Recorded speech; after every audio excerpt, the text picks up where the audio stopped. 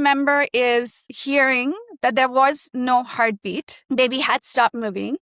Baby had passed. And just like what I felt in the moment is what I can connect with. Like there was a blackout period. I feel like I almost wasn't there. I went out of my body when he said that. And then I think I stayed out of my body. Then he said, we're so sorry. We're going to admit you. And then we'll induce you and you will give birth to the baby. And you know what's really sad, Kristen, is that I had disassociated and I got so scared, and I want to name this for other women because this is something we don't talk about, is that all I wanted to do, I got so scared that my first thought that I can remember is, oh my God, get her out of me. It felt like suddenly there was something in me that was hostile. Was the feeling that came, which blows my mind, right? Even today that I would have felt that, but that was my survival system. Welcome to The Rainbow Connection. This podcast was designed for mothers who are finding their way through life after loss. Whether you're grieving, trying to conceive again, newly pregnant, or holding hope in your heart for what's to come, this space is for you. Each week, you'll hear real and tender stories of love, heartbreak, healing, and the babies who continue to shape us. I'm your host, Kristen Mundy, a mother, doula, and a woman who's walked this path too. May these conversations remind you that you are not alone, that your baby is never forgotten, and that hope and grief can live here together. Before we begin today's episode, I want to take a moment to talk to you, just you.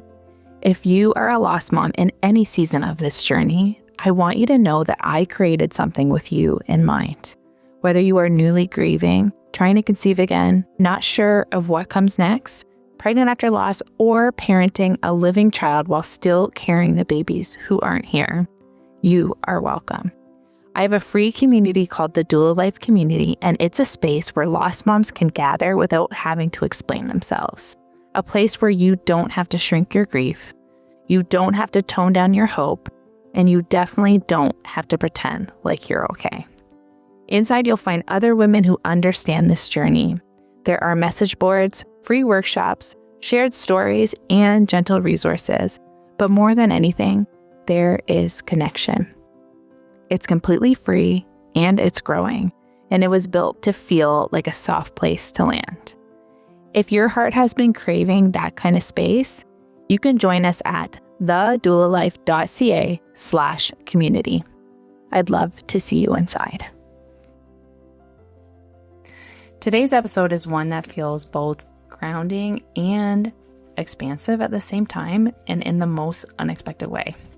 I get the privilege of sitting down with Ummul, a mother, psychotherapist, and a woman whose journey through pregnancy loss, including the stillbirth of her daughter Sakina, has shaped the way that she shows up in the world today. In this conversation, we talk about motherhood after loss, the way trauma imprints on the body, and what it can look like to slowly and gently rebuild trust in yourself and in your body again, especially in a pregnancy after loss. Ummul brings such a deep, reflective presence to this conversation. She is an absolute joy to talk to, and I know so many of you will see parts of your own story in hers. Okay, enough from me. Let's hear from Ummul. Hello, everyone, and welcome back to another episode of The Rainbow Connection. Today, I am joined by Ummul. Hi, Ummul. Thanks for being here. Thank you, Kristen, and thank you for creating this beautiful space. Oh. I'm so excited to have you here today. We were just chatting before we press record, as we always do, and Ummul was one of actually the first people I have ever heard speak publicly about loss. This was so long. This probably was like 8 to 10 years ago. So I'm really excited to have her come on here today. It kind of feels full circle for me.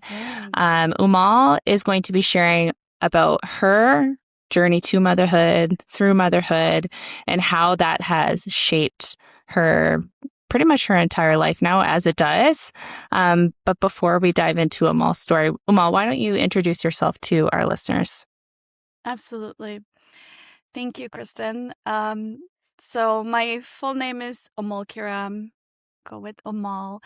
And where I want to start is with just my name, because I think that my name sort of has this vibration of like a story that was going to unfold that I didn't even know about. So maybe this is a good place to start. My name, the full name, Ummul Kiram, is comes from the Arabic dialect, and each, I guess, name given in my culture has a frequency and a vibration that almost is an oracle to the journey or the contribution that that soul is going to make on this planet.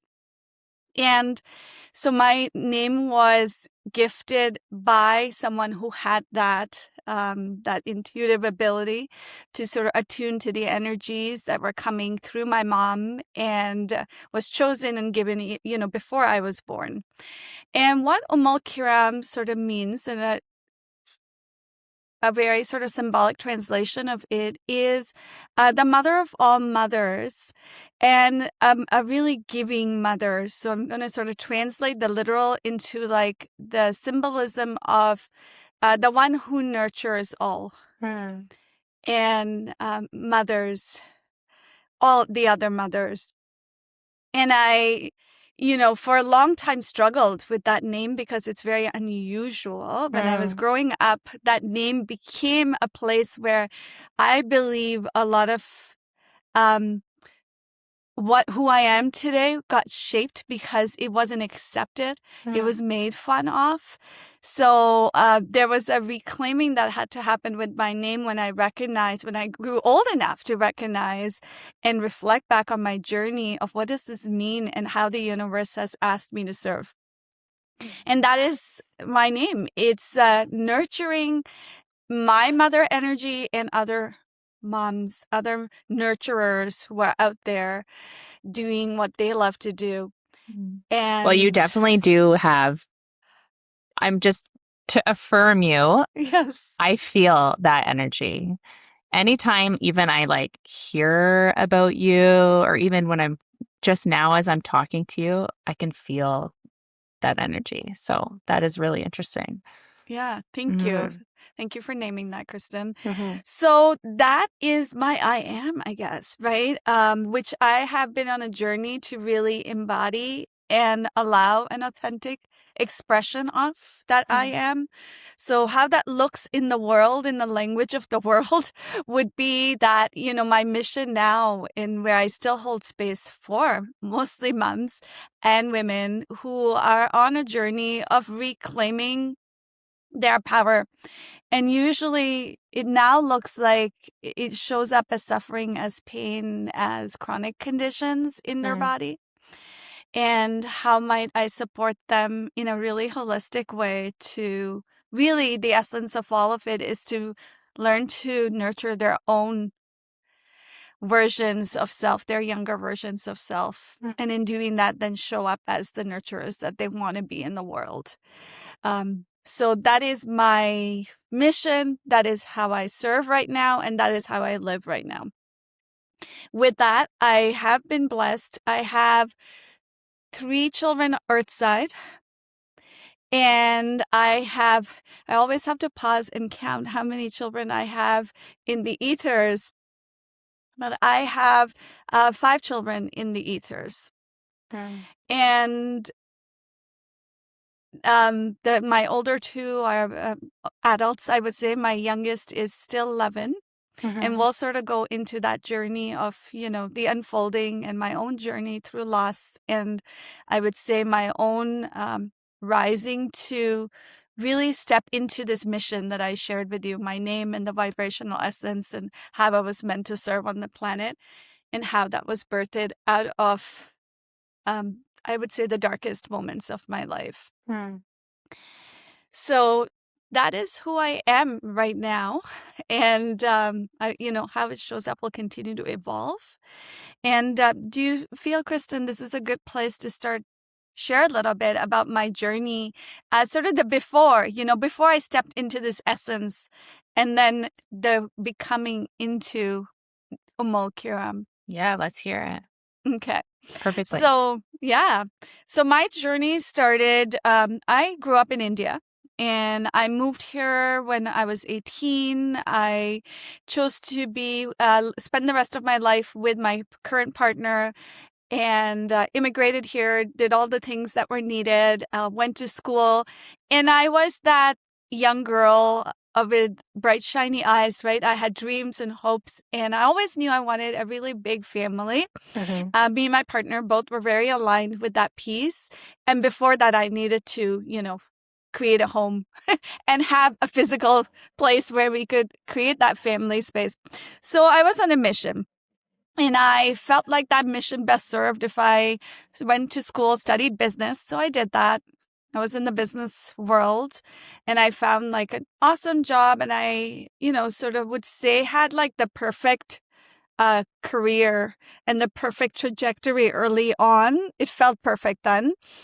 And the world confirmed that it was perfect because I was working in the corporate world, doing the job that others wish they had in marketing and loving it. I was having a great time and externally it felt like I was loving it. And that continued until I think it was a few years into the corporate career that we decided that I was ready to have my firstborn.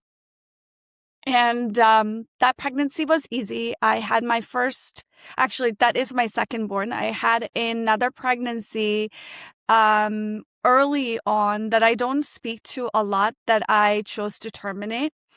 And I feel like the journey had already started from that point on. And everything after that was sort of happening beneath the scenes. I just didn't know what I hadn't yet processed and what had happened to me. So sort of blissfully, I was getting ready for my second child, who is my first child, Earthside.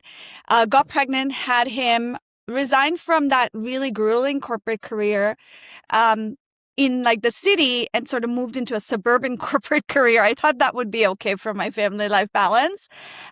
Continued that, got pregnant again, like right after that one, because I had a plan, right? My mind was like plan, structure. And going into that job, I thought that I had downgraded and slowed my life down, but I have memories of my first one coming in at like 6 p.m. and saying, "Are you going to come home, Mama?" And I was torn because I wanted to go home because this is what I always wanted. And we created that home and a house and a structure. But I didn't know how. I didn't know how to say no to what I had taken on in my career and also say yes to me and my child and my family. So that struggle continued. I had my second, and after my second, I went back into that career because the plan for our family was that, when we have our third child, then I will resign and I will stay home happily ever after and take care of my kids. That was our plan. So I continued to work, and when I went back after my second, already like the whispers in my body were starting to get louder. And I was really good.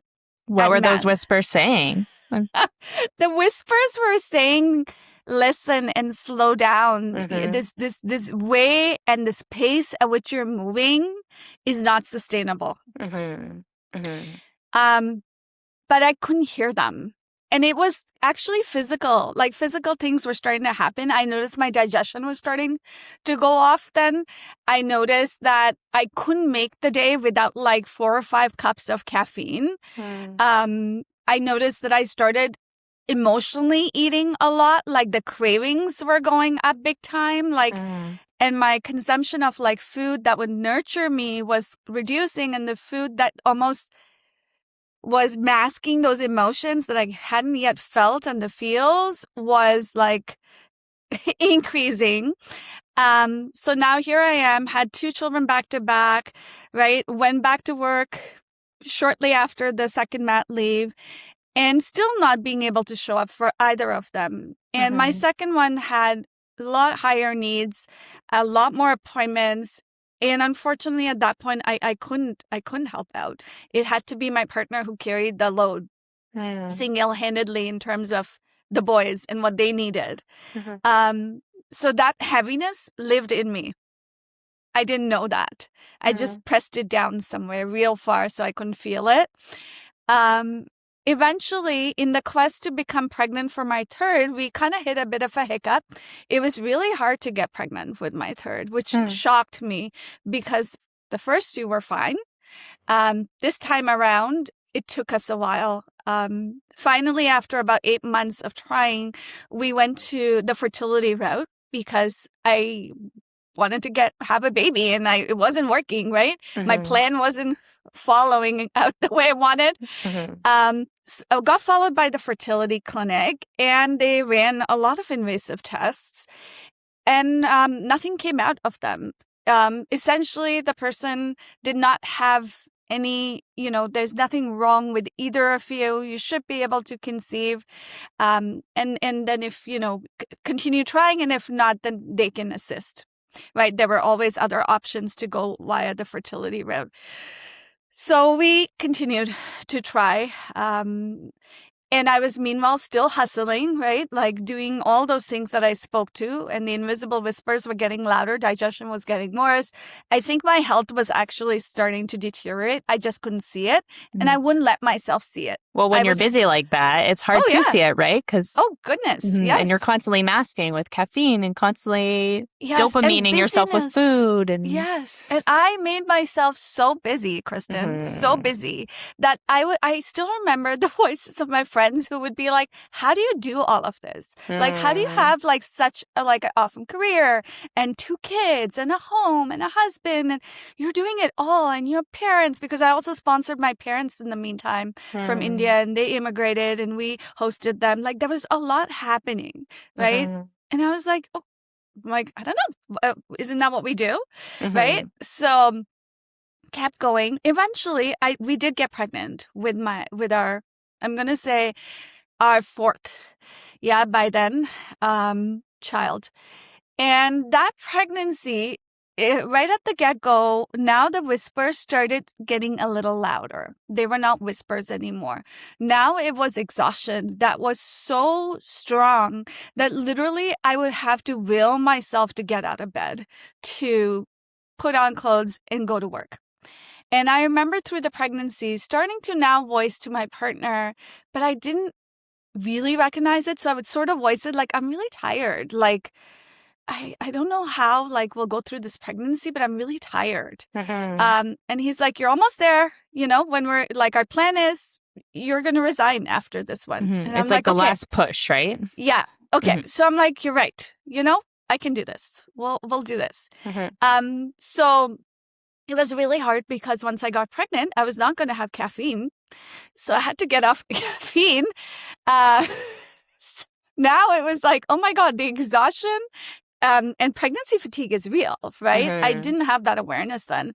So I'm trying to push through that. And I'm also trying to push through a body that literally is on its last string, right? I just didn't know it yet. So kept pushing, kept showing up at work. And literally every day I would feel like I ran a marathon. Like, my eyes would sting. My body literally felt like my muscles, like there was an ache and a pain in the body that was inexplicable. And I'm amazed now how I even sort of was able to move through it all. Like today I could feel it. I would stop and I would resource, but I was so disconnected from my body that I could just keep overriding all those signals. At about, so the timing is really appropriate right now as we're recording this, because I felt like in my mind, this is when what I used to say back then, things went downhill in that pregnancy. It was October 31st. And I was about, I want to say, not yet 3 months pregnant. And I was considering announcing that in my workplace because I was starting to show and I wanted everyone to know and, just be happy. And it was Halloween morning. And I remember waking up and I used the washroom and I was bleeding. And literally my heart stopped beating. I felt like in that moment because I'd never experienced something like that. So I thought, oh my God, I just miscarried. Like I lost this pregnancy.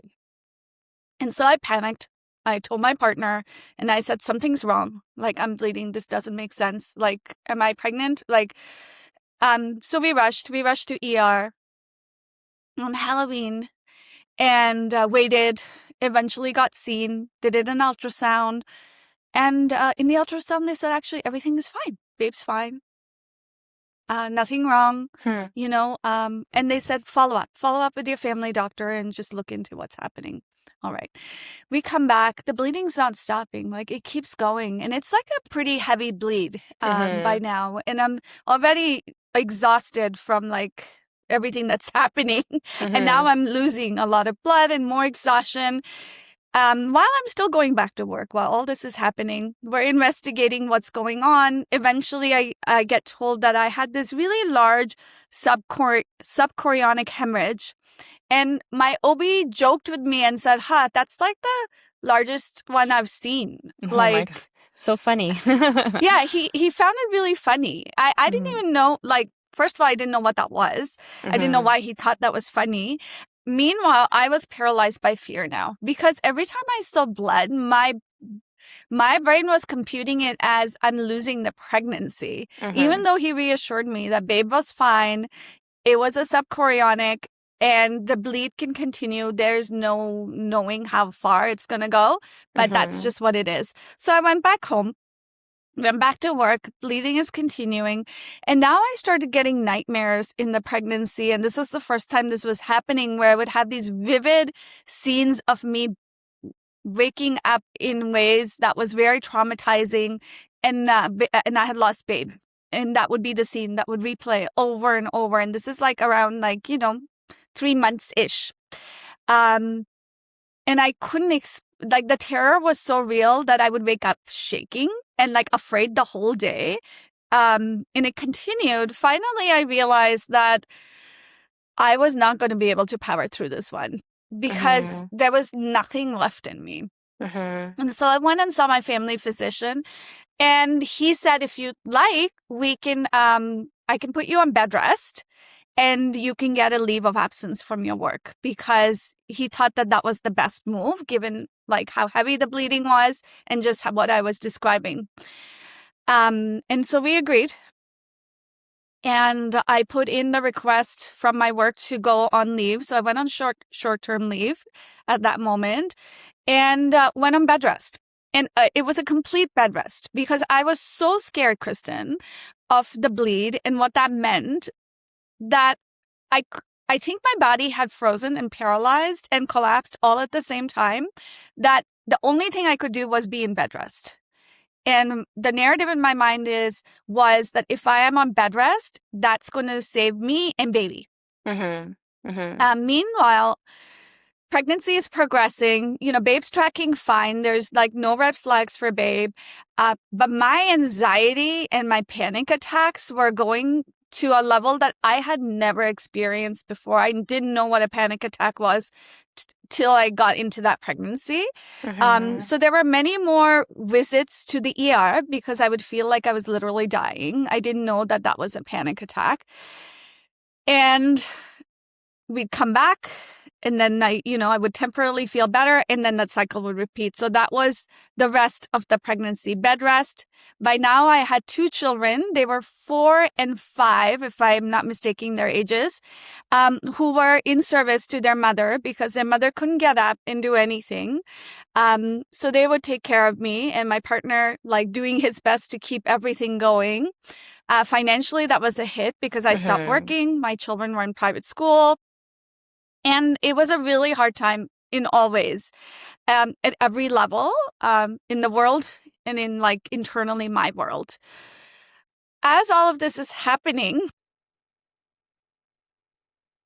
I think the scariest part for me was I had never stopped until now. And I felt like life had put these like real hard brakes on what was happening. So I didn't know how to be with myself and just lay on a couch, keep bleeding and wondering if either me or babe were going to make it, because that was my narrative. Someone's going to die. Throughout the pregnancy, I knew someone was going to die, and I thought it was me. So I was petrified because I didn't want to leave my boys behind. Mm-hmm. And so that every day it was that narrative. The only thing that I think that kept me sane was faith. So I prayed. I prayed a lot. I never prayed so much in my life as I did then, because that was my anchor. And we made it to 38 weeks. And that is, the magic number, right, for all of us. So finally, on the 38th, like as soon as I touched down, day 1 of 38 weeks, I decided, let's go out and celebrate. Today, I will actually step out of the house and we will go to our favorite place. It was South Street Burger. My boys used to love it. I used to love it. And we're going to go there and we're going to celebrate because I made it. Baby's made it. Anytime she's going to be here. And by then we knew that, actually we didn't know. We didn't know if we were having a daughter as yet. So we celebrated and came home. And it was, I had this really out-of-body experience when I was at the celebration. Almost like I had crossed into a different world, a different dimension. And I was in that dimension and it was so overwhelming to my system that I shut it down because I'm like, what is happening? I felt like I was going to get dizzy and fall because I crossed into a different dimension is how the only way I can explain it. Anyways, that happens. That was odd. I'm like, that's weird. Maybe it's just because I haven't stood up and gone outside for so many days, months. Anyways, we go back home. And I'm laying back down, doing my usual. And suddenly by evening, I realize I can't feel her move. So I'm like, that's weird. So I do all the things I know, apple juice and all the juices. And I'm like, okay, she'll move. And after about a couple hours of doing that, I shared that with my husband, feeling so scared to even say that and say, she's not moving. And he's like, did you try that? I'm like, yep. I said, can we go back to ER? So he said, yeah, let's go back to ER. My boys were young then. This was nighttime. So we had to call our in-laws and somebody came and watched the boys and we left. We left in ER and then eventually it was my turn and they ran an ultrasound and the tech was just like, I don't know, felt like fiddling and fidgeting. And I'm like, what's wrong with this person? Like, hello, tell me what's happening. And when he looked at us, I could tell that something had happened. But even then, I always imagined it was going to be me who was going to die. So I was like, babe's okay. And then he brought in the doctor. And we were still in a room with many other people. And they came in and they... And I think this part is so blurred in my memory, but I'm going to recall it the way I can right now. But I think for good reason, my body has blocked out that time period of how they shared that. But all I remember is hearing that there was no heartbeat. Baby had stopped moving. Baby had passed. And just what I felt in the moment is what I can connect with. There was a blackout period. I feel like I almost wasn't there. I went out of my body when he said that. And then I think I stayed out of my body because then he said, we're so sorry. We're going to admit you and then you will, we'll induce you and you will give birth to the baby.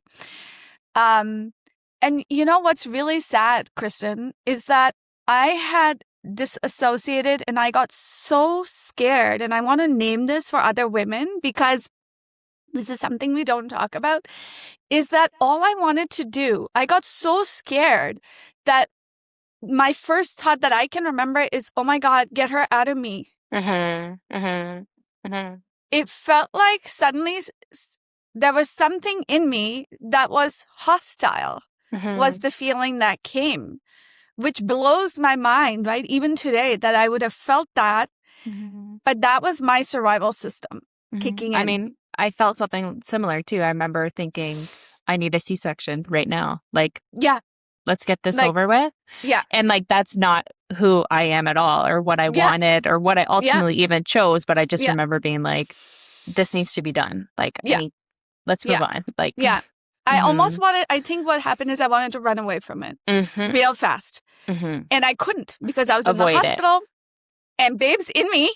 So until they get her out, I can't run. And I felt paralyzed. And so my biggest thing was get her out, get the baby out, get the baby out.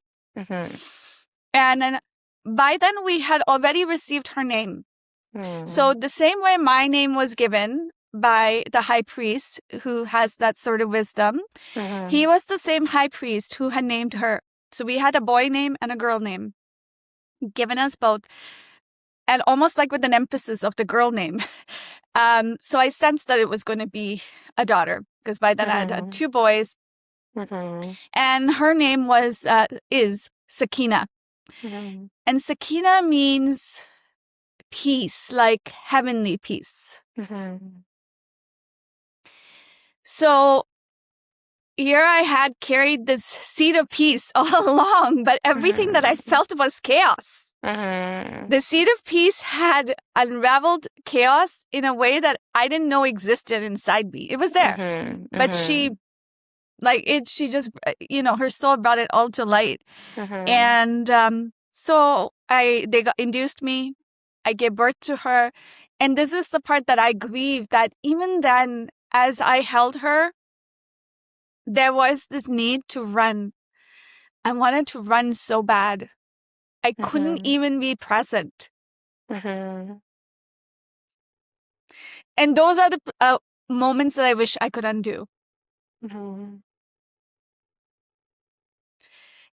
wish here's my body, right? Already starting to have that run energy. It's like, I wish that run energy and I had the support and someone could have anchored me and helped me understand that was a protective instinct, and how do I create safety around it and be with what I will really want. Years later, I'm going to look back and I will want this. I didn't have that. And, it's no surprise that I do that for women now and help them find safety inside them. Well, it's so traumatic, right? And it's not uncommon to want to run away from your trauma. Yes. And I can only imagine, we've come a long way. We still have a really long way to go in supporting mothers through life-altering loss. But back then, it was probably even worse, right? And I'm very sorry that you didn't have that person there for you. Thank you. Yeah. So as I reflect back on that, for the women listening. Sorry, Ummul. Yeah. Outside is really loud. Yeah. Okay. Do you have a window open? Yes. Give me a moment. I think this one is fairly open, but I'm going to close it even on. Okay. How's that? That's a lot better. A lot better. Yeah. There's someone lawn mowing at this time. Weed whacking or something. Yes. Sorry. This is the worst time for me to interrupt you, but no problems. I'd rather that our audience can hear us because this is important. What I want to say is that if you are someone who's felt this need to fight or not feel at all, there is no shame in that. I want to bring voice to that. That's your survival system, because there isn't someone who can anchor you into safety in that moment. Because my person was my partner, and he too was flighting. And even when you talk about, that moment where things kind of went black. Yeah. Even that was survival, right? Because your body was like, I'm protecting you through this. We cannot remember this. I'm out of here. Yeah. Absolutely. Absolutely. So it's no surprise that today I spend so much time understanding the survival biology and supporting other women create embodied ways of feeling safe with our survival mechanisms, because I felt robbed of that experience that I wish I had. Oh, sure. There was the loss, and there was the loss of being with the loss in a way that my present day self could have been, that I couldn't access then. I'm so sorry. Yeah. I know you're not alone in in feeling that way. And I'm sure you've also processed this, but Mm-hmm. we often show up the best we could with the knowledge and Yes. tools we had, right? Yes. Mhm. Yes, absolutely. We do. So I don't beat myself down for it. However, that is a grief that I acknowledge. Of I carry course. even today. Of Yes, I course. do miss, and I wish that I could have slowed those moments down. I wish I would have felt safe enough to be with the time that I had with her. Because what also happened in the pregnancy that I want to name is because of my fears and my anxieties, I never connected with her. I was too scared to connect with her because the protective part of me was like, if you get too close and if she leaves you or you leave her, that's going to hurt more. So even throughout the pregnancy, Kristen, I never gave myself permission to bond with her ever. And that is also grief. Of course. Of course. So Right? what did that process afterwards kind of look like for you? Was that something that you recognized right away that you were unable to do that? Or was this kind of a really long journey for you? Yes, a really long journey. The short answer is a really long journey. Because I continued to survive. So I had a really dual experience, and I'm going to name it, and perhaps others will relate. What happened is, in one aspect, I'm going to use the word God. I felt like there was this orchestration that had happened. I always see it as like God's will. There is a greater plan here. And on one hand, something was taken. My daughter. And also a million dreams that came with that. For me, my family, for extended family. And then on the other hand, as lost as I was and disassociated as I was, and this I still can't explain to date, is I was extremely clear in what my priorities were. I was extremely present to my children, to my surroundings. A presence took over me in a way that I started seeing life I had never seen before. The voice of my children felt different. Like I had never heard that voice before. The way I could attune to their energies felt different. Like the way I could never attune to another human before. It's almost like a superpower came in. That's the only way I can describe it. Like another level of humanity, right? And Yes. another layer of the human experience. It just like kind of shook you and like woke you up. Yeah. In a way that continues to give even in the work that I do today. And it never left. It stayed. And so shortly after that loss, what was very crystal clear was I chose to resign from my corporate career. I just knew I had to. I knew that I wanted to spend more time with my boys. And I still was caught up in the chase of, and I want to get pregnant. And we got to try again very quickly for another one because I thought that was going to fix it. Yeah, which is not uncommon at all, right? Right. It's like a physiological need. I think you when you lose your baby, you kind of break the cycle, right? Because you're not meant to lose your baby, and you're left with a body that has that ache. Like that ache is real, right? Oh my goodness. Yeah, the ache is there, and it shows up in different shapes, forms, and it's real. Absolutely. So after resigning from corporate career, I was home. I spent most of my time baking. Now I realize how therapeutic that was. I just baked all day. So I found a new way to sort of soothe, I guess, my nervous system unknowingly. And then I noticed my boys were so traumatized by the loss because when we came home, their little eyes were looking at me like, where is our sibling? And I did not know how to tell them. Of course. And I felt like I had failed them.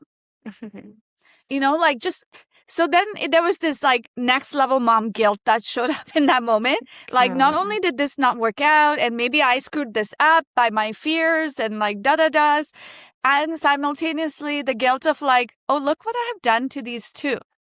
Is how I internalize it. I know that was not true now. Well, especially as being a mother, and you're like, mothers are supposed to protect your children, right? Yeah.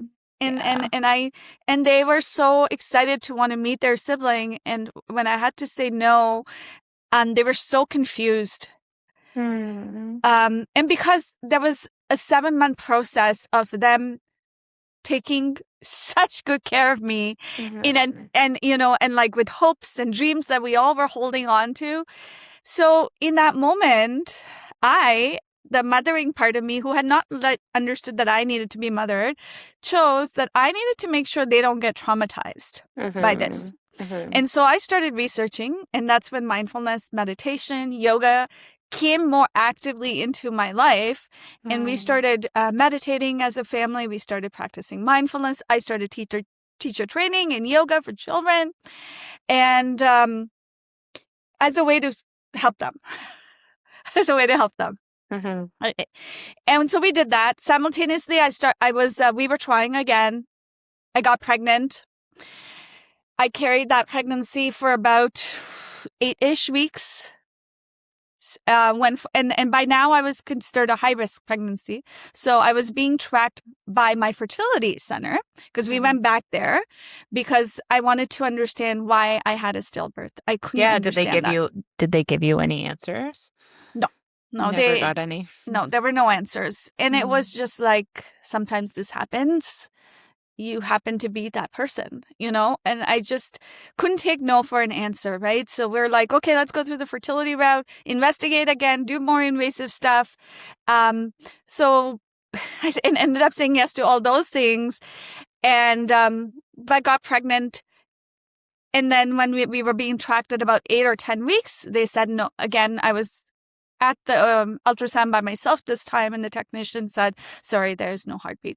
And, they just leave, and they never check in on you. And I just want to name that, so that for those of us who've sat in these places by ourselves being told that, I just want to name how devastating that is. And how in that moment, if there could have been a compassionate presence who could have held us in any shape or form, that wouldn't have to be a traumatic experience. Then it would have been a really hard, sad experience where we were held. And that feeling would have been held. But again, I felt helpless, and I felt betrayed by my body, by everything. Yet uncannily, I still had faith. So that's what's interesting through all of this, is faith still continued. I just was like, no, okay. Not this time. Okay, God, we'll try again. You believed. Yeah, I did believe. So we tried again. Again, got pregnant. When it's like, I felt like now I was stuck in a warp, like a loop. Same time, go for ultrasound, same news. Sorry, there's no heartbeat. What I didn't realize, and what I want to name for those of us who have repeated losses, is by now your body is living compounded trauma. Because if we haven't processed any of this, which in my case I hadn't, and I just sort of kept going, your body is reliving everything from all your losses, and even before what you didn't know, in that moment, over and over. So your biology is literally going into like deeper and deeper, like the abyss of survival, essentially. It all attaches, right? That's how it's been explained to me. Like, one trauma brings up everything. It's like the tsunami was getting bigger. Yeah. And building. I like that. Like that visualization of a tsunami. It's helpful. Yeah. And I would say that is what's happening inside our biologies, right? That one was a hard one too, because when it was time for, like, normally for the first one, I think my body let go of the fetus and I bled. I didn't need any interventions. Second time around, that didn't happen. I was given the pill. And when that happened, I bled so much that I had to be taken to the hospital. And we were at the point where I might have needed a transfusion because I bled too much. Mm. So that was another incident where literally I saw myself fleeting and dying and reliving that I was about to die and cross over, because I felt like I was at this teeter-totter of like crossing over again. Mm. But something brought me back. So I was here, lived through it. Still didn't know that there was a tsunami brewing. Yeah. Continued, tried again. Third one. Got pregnant again. Same drill. Went back to the ultrasound. Same news. Same mark. Every time that 10-week ultrasound. Sorry, ma'am, there is no heartbeat. That one hit hard because I had just like thought I almost died from the last one. So now when losing a baby became scary to me, because now I'm like, I don't know what to do with my body. Mm-hmm. Like what if, or how is my body going to respond? Like, yeah, like, yeah, what's going to happen now? Like I'm stuck here. So at that point I decided, and the doctors decided it's best that we do a DNC. So I went through a DNC. And that was another traumatizing experience. So I think after that third repetition of it, and by now we were now getting up to Christmas. There came a moment where I recognized that I needed to surrender and stop chasing, because I felt like I was caught in a chase. And there was like almost like a divine knowing that came through. And it was around Christmas, I remember looking at my own self in my own reflection and saying and having a conversation with God and saying, I'm so sorry. I finally understood your message. You're telling me to be grateful with what I do have and not chase. So I get it. I surrender. I'm not going to chase. And I told my partner, we're not trying. I'm done. He honored that. And he said, yeah, if you're done. Yes, agreed. Because I think that I was the one pushing it anyways. Like those memories are a bit of a blur. However, I feel like it was me driving that anyways, that car. So we stopped trying. And I shifted. I started looking and finding joy in what I was having, still not dealing with any of the grief that was tsunamiing inside me and all the trauma. And simultaneously, while all this was happening, Kristen, my body had actually started yelling. By now, I had an autoimmune disorder. By now, I had chronic inflammation. I had IBS.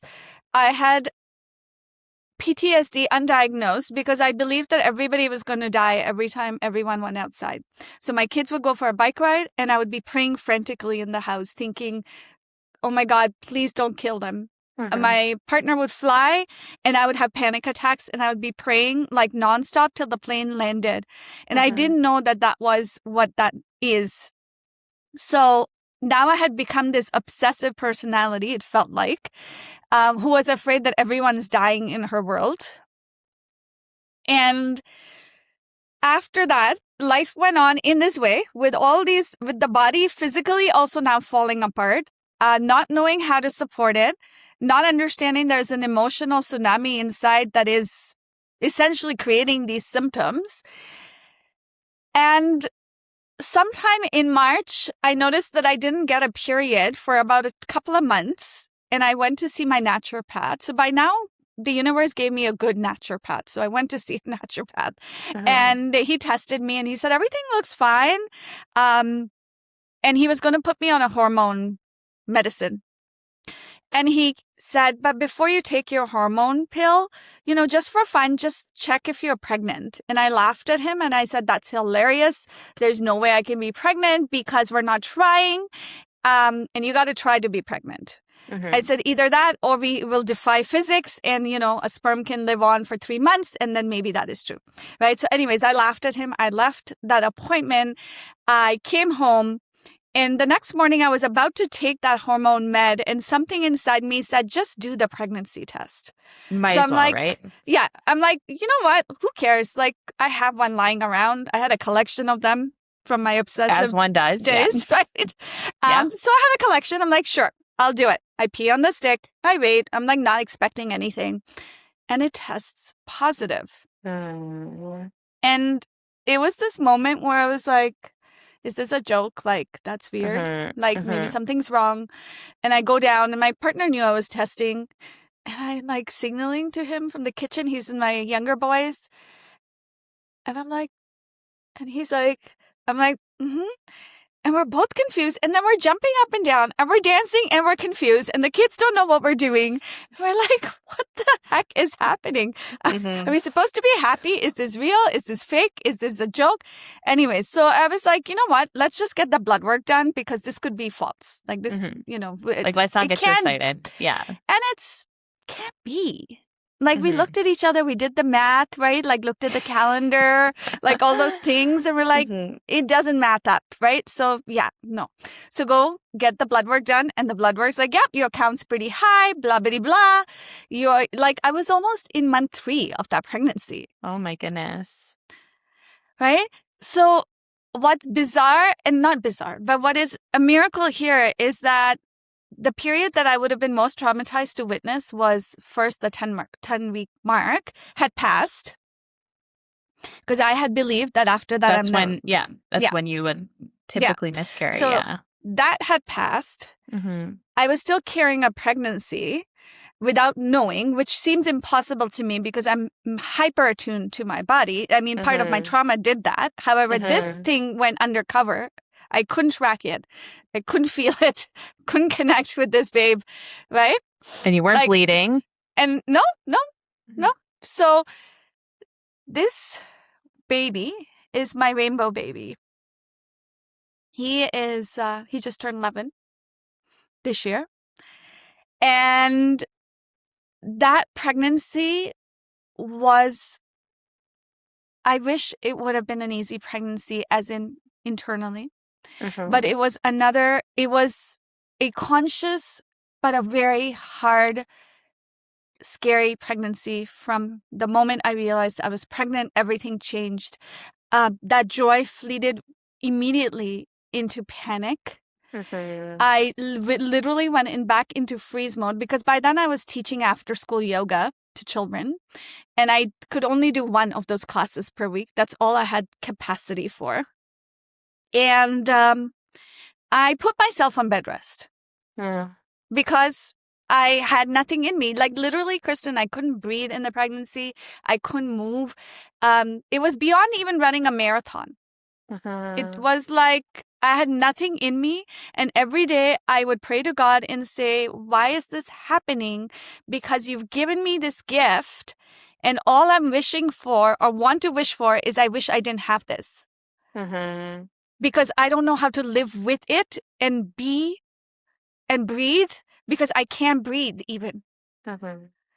So all I knew back then was now I had yoga, mindfulness, meditation, and prayer.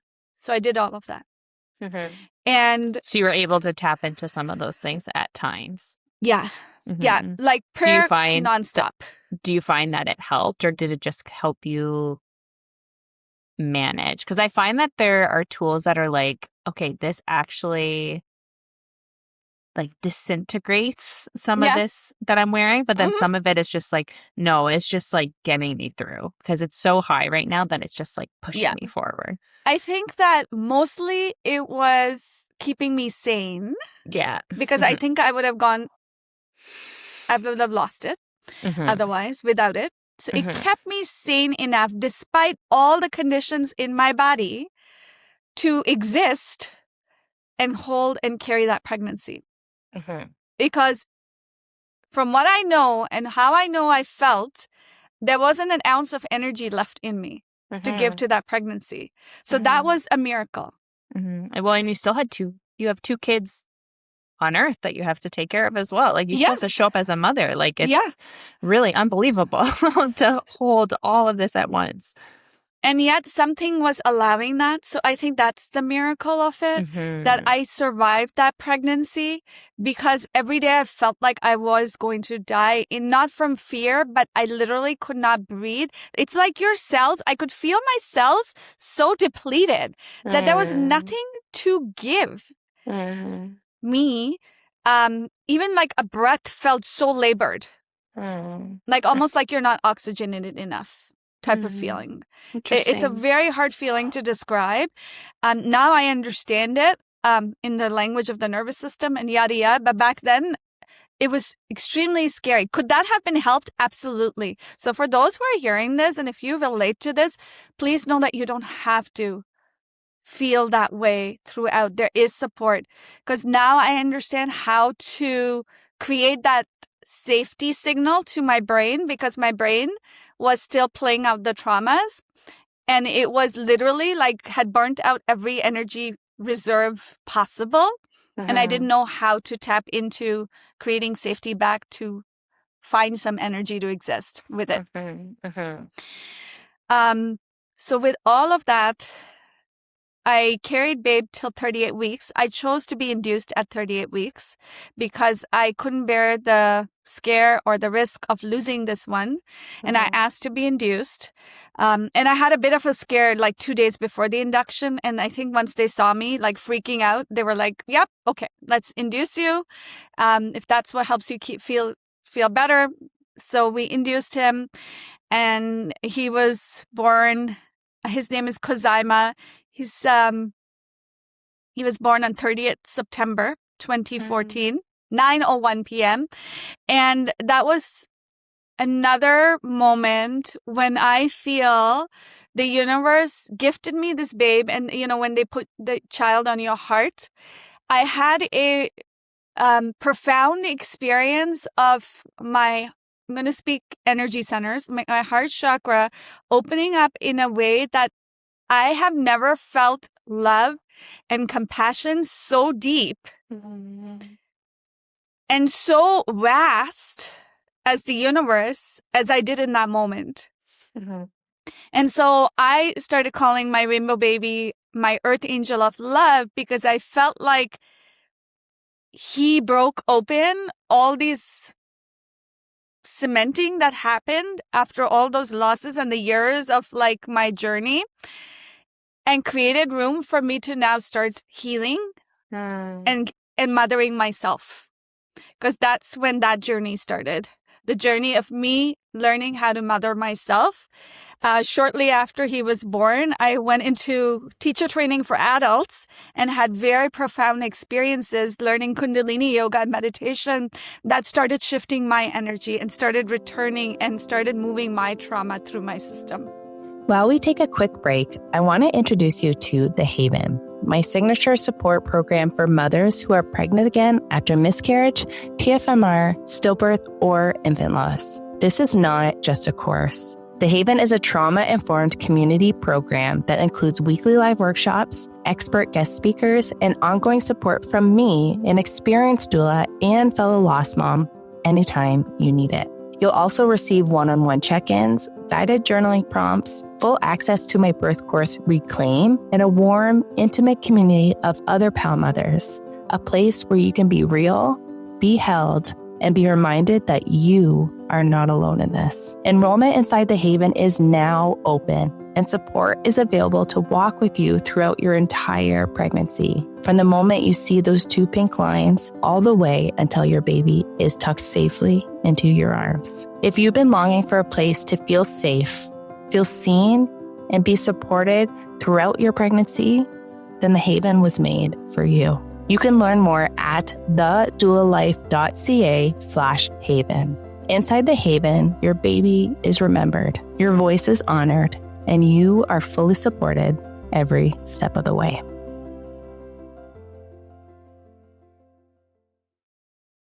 Yeah. Now, how did,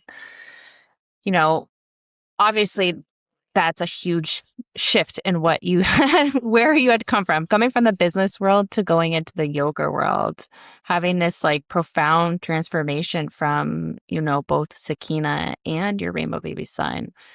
How did life kind of like evolve after that, that you were heading into new training and you were heading into this new direction? Like, how did that shape kind of everything? I think that since then, the colors of the rainbows have only brightened in my life. It's the best way to describe it. Tell me what that means to you. It means that I started finding myself again. It means that those colors of the rainbows I was able to bring in to my parts of self, the grieving ones, the ones who felt shame, the ones who felt guilt, the ones who felt didn't belong, the ones who felt like I was a misfit, and on and on. What we call our shadows. In my work, we call them our parts, like these parts of ourselves, younger parts that are disconnected. Suddenly there was capacity and a knowing in me that guided me to all the work that I needed to do to bring that compassion and love home and bring all these fragments of my soul or myself home and start reclaiming more and more authentically who I am, which I see today as I am spirit first, who is free, and I'm reclaiming my birthright of sharing my truth, whatever that means, moment to moment, while existing in this physicality. And that was the gift that my rainbow baby, alongside, I feel, Sakina. I was just going to say. Both. I think they're a team. And all my other babes who chose me for a short period, I have like a team that works in the ethers who supports me. And almost like the team got activated when Kozaima came Earthside. Like they were there, but I couldn't see them. I couldn't connect to them in that way. But now I can. And now they support and almost like allow me to channel the work that I don't have words to describe how I hold space, but I know that it's divine and I know it's sacred because it is beyond me. It doesn't come from my cognitions and this limitations. What does it look like for you to connect with them? When I connect with them, I'm going to say every time I hold space for myself and my grieving parts or my hurting and my pain, it is that they have my back and they're guiding me in exactly the ways that I need to be held. Whether it is connecting me to that right person who will hold space for me, or whether it is whatever it is, however that support shows up, finding other angels, in the earth who are going to help me, doesn't matter. It shows up there and then it shows up in how I hold space for folks. Because when I go into those containers, I access something that is greater than me. And I feel like that comes from the gifts from the ethers, like my team. They want other women to also be nurtured and mothered, and they want me to really step into my mission and own my mission and be versus do. And it shows up in how I serve myself and how I serve the world. Yeah, because it sounds like they obviously have had a profound effect on not just how you show up as a mother, how you show up for yourself, how you show up for your family, but your career as well. And it has opened up this like new way of serving women. What does, serving women look like to you now? You talk about holding a container. How has like your career, or how do you serve women on a day-to-day right now? So essentially, no surprise then that how I serve women on a day-to-day is for the creating and helping them access this innate healing intelligence that is within them by helping them embody safety in their bodies, not just like words like I am safe, I am supported, but a felt sense of safety to create that container and that space where they can access that within them. The same way that I could unlock the powers that were within me, so that when they're going through the really hard things in life, and usually these women today end up being women who are suffering from chronic illness related symptoms. They have like debilitating pain. They have debilitating fatigue. They've lost their quality of life. And they don't know how to live with all these symptoms and be present to life and take in what the goodness that life also has, which is essentially my story. Because a lot of that, if we're not creating safety, if we're not, feeling safe and we're just kind of feeling miserable, bypassing through life, we're not just missing out on all like the hard things and avoiding all the hard things, but we're also missing out on those like beautiful moments of joy and connection and like true humanness. Yeah. What are like some of the things that, that you do suggest in like creating that safety or that like sense of groundedness for women? I think that I'm going to use the word co-regulation, right? As humans, we put a lot of pressure on ourselves to regulate and self-regulate all the time. What I've learned in my healing journey is that actually what we need first is co-regulation. So co-regulation can look like your relationship with, if you're faith-based, then like divine, creator, universe, whatever you name it, call it, and sensing that connection, not just through like our words, but feeling that in our bodies and getting curious about, am I able to notice what happens to my breath when I pray? Does that shift at all? Because that will let you know, first of all, is it even safe to occupy your body yet, right? So it might start with like, what happens for me within or around me? And maybe the information is, no, I don't notice the shift in my breath yet while I'm praying.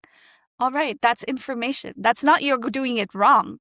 That's information to then get curious about, okay, so then how do I find a way to feel safe enough to occupy my body again? That's when we need help from someone who can, in a trauma-informed way, help us occupy our body. Because if there's a wise reason why you can't yet connect with your body, don't force it. I really want to say this. It's not you failing. It's very intelligent. That's where we need the co-regulation of another human who can hold and create a container and gently create safe enough experiences for you to start feeling into your body again. So this is not a doing or a push your way through it process or like Nike, just do it. It's actually the other rhythm. It is a rhythm of feeling, can I pace? Can I slow things down enough? Is that even available to me? What is the information here? And then if it's not, who is that safe person I'm going to connect with who will help me access that state? Because as soon as you access that state, now you can co-regulate. You're going to go out. Maybe you go out in nature and you notice that you just feel a little lighter. Maybe you can't describe it in your body or in your breath yet. Okay, so notice that. Notice what you got. Where is that moment where you feel a little bit alive, where you feel like, that felt nice. Maybe it's talking and holding a loved one or your fur baby. And you're like, oh, that was so special. Time flew. That's your clue. Like, hang out there then. Hang out there and get curious about, can I just savor this moment? This is what's available to me. Maybe I can't even feel it in my body. It doesn't matter, but I know it feels good. Savor the goodness of the smallest moments you have.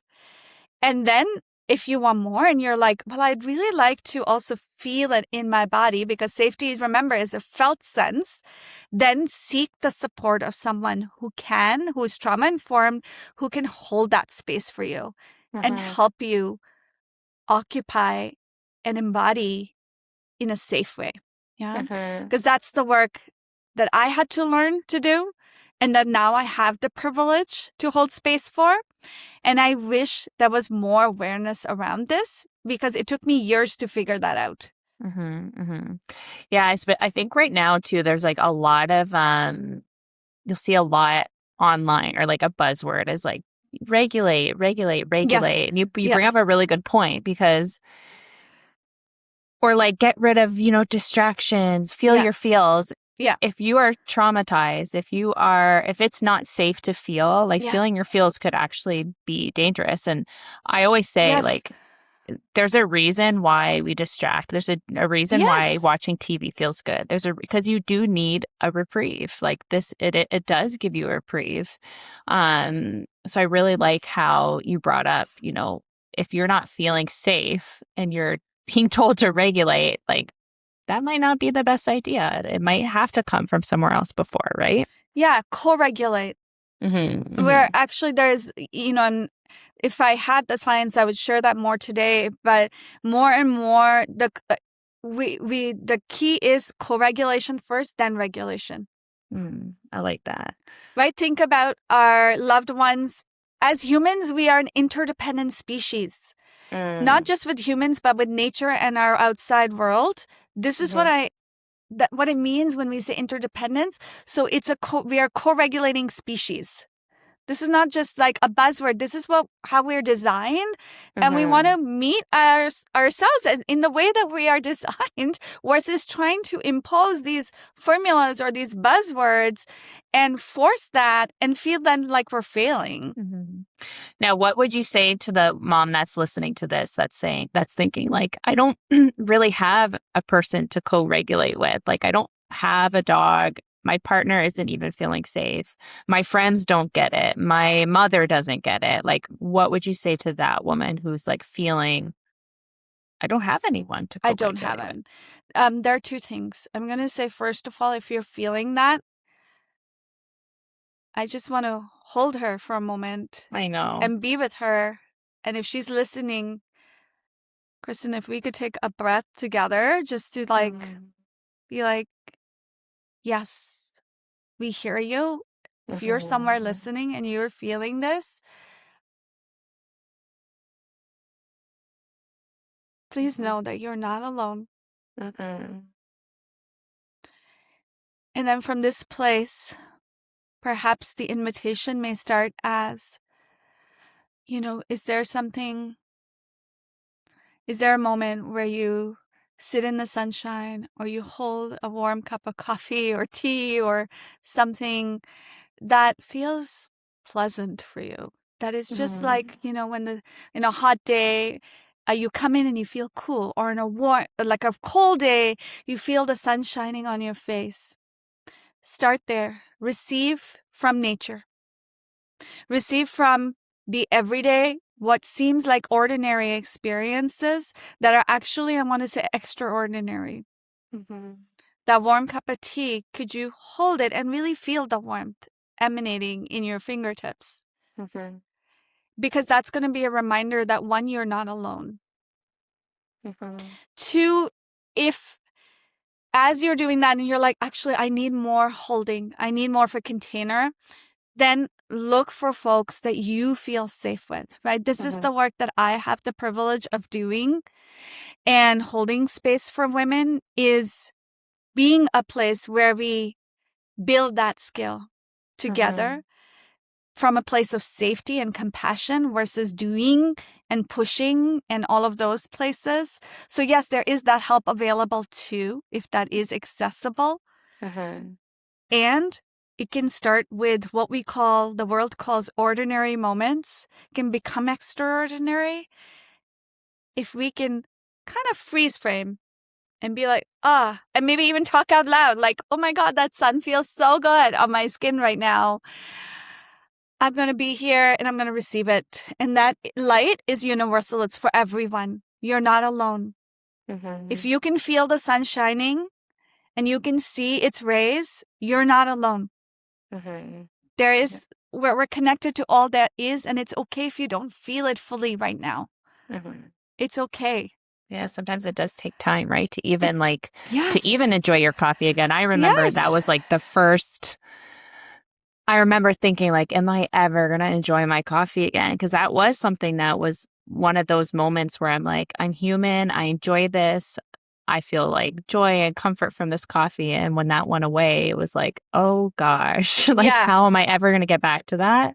Yeah. But it really was, the first step was like, oh, my coffee kind of tastes good today. And I'm really going to just like sit in how good this coffee tastes. Yeah. And like one thing we talk about a lot on the podcast and all my work is like how important it is to get in touch with community right now and just like other lost moms, because it really is this level of understanding that can bring isolation, really, because no one is ever going to fully understand what your experience is like and meet you on that level. But other lost moms really are someone, even if they're not trauma informed, that can at least see you and understand, and you can say the crazy things that you're feeling and thinking that feel crazy, and it be received by someone that's like, yes, I can understand why you would feel that way. Absolutely. Would you have any words of, advice for any of our listeners, ones that who are, maybe they've just lost a baby, or maybe they are pregnant again after loss? What words of wisdom? I mean, you've already shared so much, but do you have any last minute words of wisdom that you would want to share with them? Yeah, absolutely. I want to close with sharing the signs of hope that brings me a lot of joy, and I want to share the goodness. And maybe some of you, as you're hearing this, have heard this already.